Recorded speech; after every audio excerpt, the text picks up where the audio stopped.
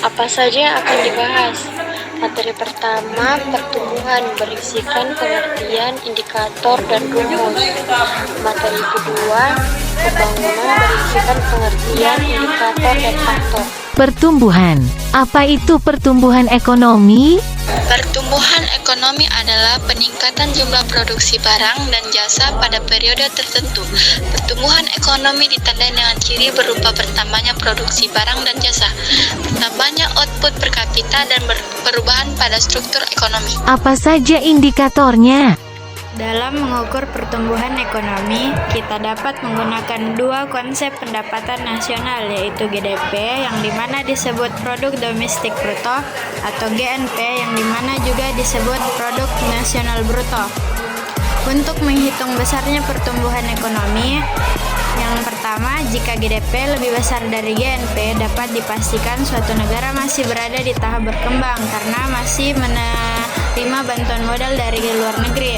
Yang kedua, jika GNP lebih besar dari GDP, maka perekonomian negara tersebut tergolong maju karena negara tadi mampu menanamkan modalnya ke negara tetangga. Kira-kira apa ya rumusnya? Yang pertama yaitu menghitung pertumbuhan ekonomi dengan GDP.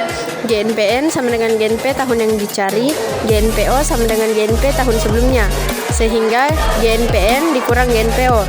Yang kedua yaitu menghitung pertumbuhan ekonomi dengan GNP. GNPN dikurang GNPO dibagi GNPO dikali 100%. Pembangunan. Apa itu pembangunan ekonomi? Pembangunan ekonomi adalah peningkatan GNP dan GDP suatu negara yang diiringi dengan perubahan kualitas hidup dan pemerataan pendapatan masyarakat. Tujuan pembangunan ekonomi tak hanya mementingkan jumlah pendapatan negara, tetapi juga fokus terhadap kesejahteraan penduduk. Apa saja indikatornya? Indikator moneter, peningkatan pendapatan per kapita. Indikator moneter yaitu ada angka harapan hidup, angka kematian bayi, angka melek huruf. Dan ada juga indikator campuran yaitu survei sosial ekonomi nasional INTI atau Susenas INTI. Apa faktor yang mempengaruhi pertumbuhan ekonomi? Sumber daya manusia. Pembangunan ekonomi negara sangat bergantung pada kualitas manusia. Karena SDM dibutuhkan untuk mengolah sumber daya alam menjadi sesuatu yang memiliki nilai tambah. 2. Sosial budaya. Nilai ini dapat menjadi faktor pendorong dan penghambat. 3. Modal. Modal dibutuhkan untuk mengolah bahan baku, membeli peralatan, hingga mendirikan infrastruktur. Sistem pemerintahan. Negara yang menganut sistem liberalis memberikan kebebasan pada penduduknya dalam menjalankan kegiatan ekonomi. 5.